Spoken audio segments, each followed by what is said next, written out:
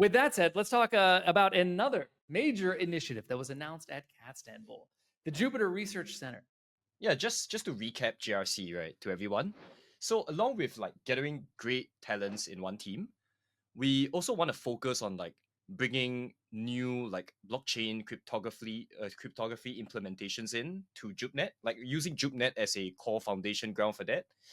And then afterwards, we also want to introduce security and UX research like explorations that we want to do.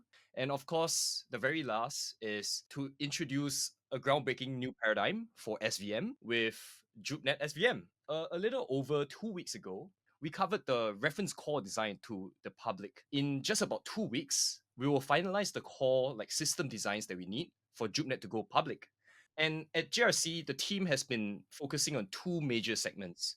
The first major segment are basically omni-chain apps, such as the ability to mint omni-chain assets safely and scalably right within JupNet. And the other thing that they want to focus on is actually the core primitives that enable these things. So what are these things? So minting and signature aggregation is probably one of the two examples we have.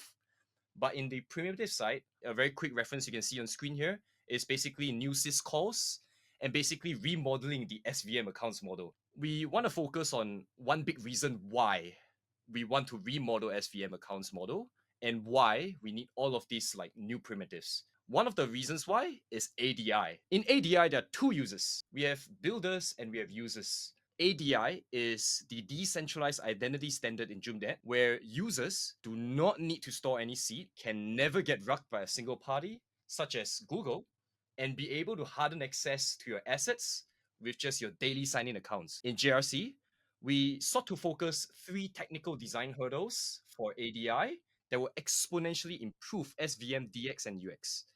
So these are the things we want to focus on. So ADI reference program should be forkable from day one. New cryptographic protocols to be implemented in JVM. We've been looking into finalizing like ZK circuit plans for quite a while. And what we realized is that like if we were to introduce ZK circuitry in, we can probably allow people to, sign in without doing anything on chain. So Jupes actually basically are a similar like derivative of what SIMDs in Solana is and what EIPs are in Ethereum. We have a couple of JUPs up and track for everyone. So one of them would be the delegate program address design.